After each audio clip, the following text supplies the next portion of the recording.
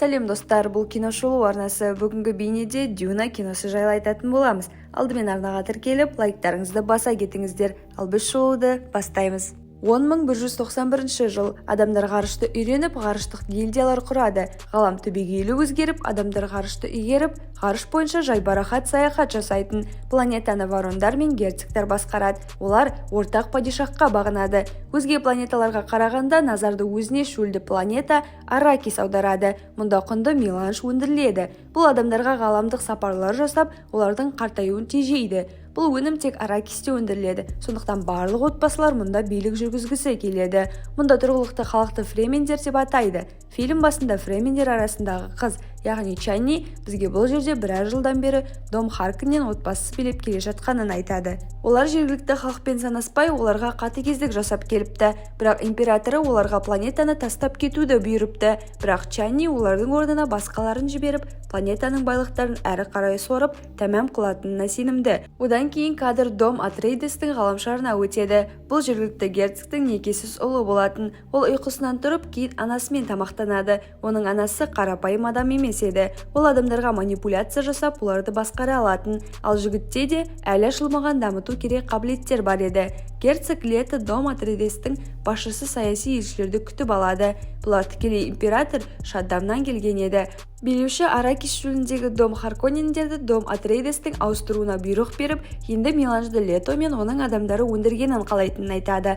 Лето жаңа жауапкершілікке аяғы тартпай, амалсыз өз жүзігіндегі таңбаны қойып бұйрықты қабылдайды. Осылайша Атрейдестің әскерлері Сараб ғаламшарға аттануға дайындалып кетті. Олардың ішінде Полдың досы батыл жігіт Дункан болады. Пол досына Аракиске бармауды өтінеді, себебі онда өлімін табады. Пол мұны түсінде көріп еді, бірақ Дункан бәрі жақсы болады деп, оны Аракисте күтетінін айтады. Әскерлер олардан алдын барып, барлығын Пол мен оның отбасы келуіне дайындауы керек еді. Кейін Пол мен Лето әкесі балалы болып әңгімелеседі. Сонда Лето Харкондар секілді жергілікті халыққа жәбір көрсетпей, олармен санасып билік еткісі келетінін айтады. Соңырақ Пол өз ұстазы Халикпен жаттығулар жасайды. Олар денелерінің сыртынан қорғайтын қорғаныш шығаратын құрал қолданады. Сосын Халкин шәкіртіне Аракисте абай болуға кеңес береді. Себебі ренжіген Харкондар кез келген уақытта шабуыл жасауы мүмкін еді. Кейін біз Харкондардың ғаламшарына ауысамыз. Билеуші Варон Харкон мен жиені Рабан бағалы ғаламшардың билігін өздерінен алып қойған императорды әбден жерден алып жерге салады. Ал Рабан билеуші неліктен бұлай жасағанын білгенде таң қалады. Себебі император Атрейдестің өсіп келе жатқан танымалдылығынан қорықты, яғни өз билігіне қауіп төнеді деп ойлап, герцог Лето мен оның әскерлерін сардукалардың арқасында қырып тастамақ екен. Ал бұл сәтте Джессика Полды оятып, Веллингтон Юэ атты дәрігерге алып барады. Сосын баласын ол құрметті Гая Елена Майамға алып барады. Құрметті Полға берілетін аяндар жайлы білетін. Сондықтан Пол олар күткен таңдаулы болуы мүмкін еді. Әйел Полдың қолын сандыққа салып, оның сабыры мен шыдамдылығын сынап көреді. Пол сынақтан өтеді.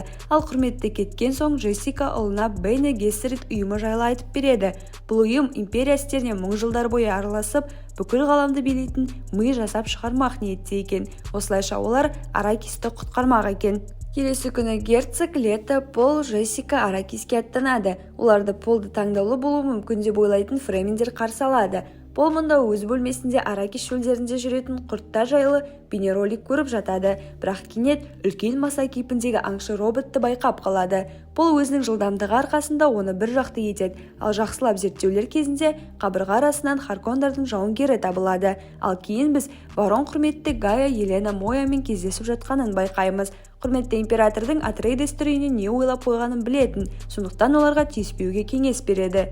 Император келіседі, бірақ ол керісінше оларды шөлдің құрттарына жегізбек еді. Ал Аракисте атқамінерлердің жиналысы өтіп жатты. Олар меланж өндіруді талқылады. Сөйтсе Харкондар оларға бұзық құралды тастап кетіпті. Кейінірек Пол Дункамен кездеседі. Жауынгер 4 апта шөлдегі фремендердің қамалында болғанын айтады. Мұнда ол фремендердің өмір салты жайлы көп дүние біліп, олардың тайпабасы Стилгармен танысыпты. Өз кезегінде Стилгар жаңа Аракистің билеушісін жақынырақ тану ниетте екен. Бұл кездесуде герцог Лето меланжды фремендермен бірге өндіруге ұсыныс тастайды. Стилгар басында қарсы болады, бірақ герцог Лето фремендердің талаптарына құлақ салатынын айтқанда, екі басшы ортақ шешімге келе бастайды. Келесі күні герцог пен оның қол астындағылар бірге Милан өндірісін бақылауға аттанады. Мұнда оларды эколог Лет Кайнс күтіп алады. Ол бұлардың қорғаныш костюмдерін тексереді. Ол Летадан соң Полға өтеді. Пол костюмын өзі дұрыстап алған екен. Ал әйел олардың таңдаулысы Фреминдердің өмір салтын білетін болады деген аңызды есіне алады. Кайн Полдың таңдаулы екеніне сене бастайды. Олар ұшақпен шөл үстінде жүргенде, Лето шөл құрты тұрып қалған комбайнға келе жатқанын байқайды. Оған қоса, комбайнның қашу лөгі сынып қалған еді.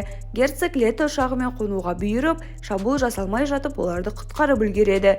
Осы сәтте Пол Аракистің Милан жауасымен тыныс алып қояды және тағы да Фреминдер арасындағы қыз жайлы аян көреді. Үйге келгенде баланың басы әлі де айналып тұрды, бірақ дәрігер мұны жай ғана аллергия деп атайды. Пол Джессикаға оның аяғы ауыр екенін айтып аң-таң етеді. Әрі қарай біз Харконнендер мен Сардукар әскерлерінің Атрейдестерге шабуыл жасауға дайындалып жатқанын көреміз. Сардукарлар өте қатыгез әрі жанкешті әскерлер еді. Оларға ешкім қарсы тұра алмайтын. Бұл сәтте дәрігер Юэ Полға аллергиясына қарсы деп дәрі алып келіп береді. Әттек, бұл сәтте Пол Юэнің Харконнендермен келісім жасағанын біліп, дәріні ішпегенде, мүмкін ол үйіне жасалған шабуылда ұйықтап қалмас еді. Герцог Лето мен Джессика да дәрі қабылдайды, бірақ Лето жұмыс жасау үшін оны ішпейді. Түнде жау Атрейдестің үйіне шабуыл жасайды. Герцог басына не болып жатқанын түсінбейді. Ал герцог бірдеңе жасап үлгермей, дәрігер Юэ оны сұйықтық бар оқпен атып салады. Дәрігер үйдің қорғанышын алып тастап, жау оңай кіріп кетеді де Атрейдестердің күзетіне тап береді. Олар аз болғандықтан көп өтпей жеңіліп қалады. Лето есін жияды. Осында Юэ Ворон оның әйелін ұрлап кеткен соң сатқындыққа баруына тура келгенін айтады. Ол герцогтың жүзігін шешіп алып Полға беретінін айтады және герцогтың бір тісін у салынған жасанды тіске ауыстырады және Ворон Владимир қасында болғанда оны тістеуді өтінеді. Ал сардукарлар Пол мен Джессиканы шөлде өлімге тастау үшін ұрлап кетеді. Пол есін ұшақта жияды және анасы екеуі байланғанын көреді. Бірақ Джессика адамдарға манипуляция жасай алатын. Олар бірге күштерін қолданып, ұрыларды бір жақты етеді. Олар дәрігер қалдырған қорғаныш костюмдерін тауып алады. Енді оларға шөлде шыдай тұру керек еді.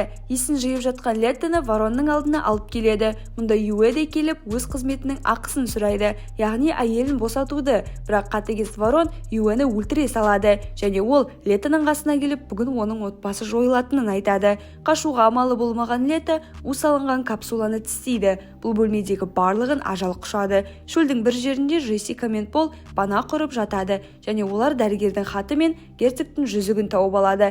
Леттоның бұл өмірде жоқ екенін түсінген олар қайғыдан қан жұтады. Келесі күні Дункан экологқа келіп, Джессика мен Полды табуға көмектесуін өтінеді. Бұл кезде Воронның бөлмесі желдетіліп, у шыққан соң кірген әскер Воронның қорғаныш қалғанын қосып, амал қалғанын байқайды. Меланж қосылған ауаны Пол тағы да жұтып қойып, алдағы келе жатқан ұлы соғыс жайлы аян көріп, мұнда өз қолымен адамдарды өлтіріп жатқанын көреді. Бұл сәтте қорқып отырған баланы Джессика тыныштандырады және біраз уақыт өте Пол әкесінің жүзігін тағып келесі Атрейдестердің герцогі аттанады.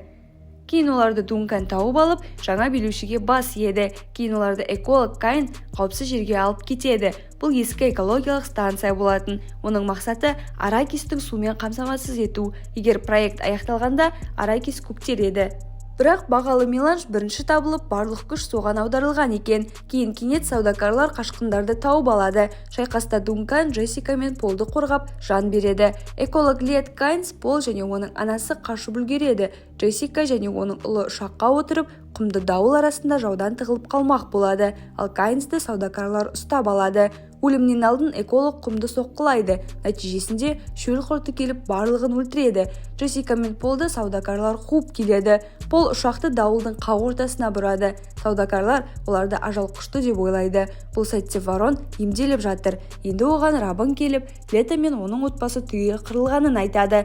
Ворон мәз болып, Милан өндірісін алға қойып, барлық фремендерді қырып тастауды бұйырады. Пол мен Джессика шөлге қонып, фремендерді іздеуге аттанады және олардан көмек сұрамақ еді. Пол шөлде қалай құрттардың назарын аудармай қозғалуды білетін. Ол бұл қабілетін анасына үйретеді. Бірақ олар құрттың назарын ақыр аударады. Сосын қашып та құтыла алмайды. Бірақ құрттың назарын басқа дүниеге аударып кетіп қалады. Сөйтсе фремендер құрттың назарын аударыпты, ал қазір оларды қоршап жатыр еді. Фремендер оларды өлтіріп денесіндегі сұйықтықты өз керектеріне қолданбақ еді, бірақ Стилгар оларды тоқтатып, Полдың таңдаулы екенін айтады. Мұнда Полдың аянындағы қыз пайда болып, өзін Чайни ретінде таныстырады, бірақ Джессика мен Полдың осында болуына Жани сәтті жауынгер қарсы болады және Полды жекпе-жекке шақырып қоймайды. Пол оны жылдам құлатады. Фремендердің салты бойынша жекпе-жек жауынгерлердің бірі өлгенше жалғасатын, бірақ Полды оны ұзақ уақыт бойы өлтіре алмай тұрады. Бірақ амал жоқ, алғаш рет Пол адам өлтіреді.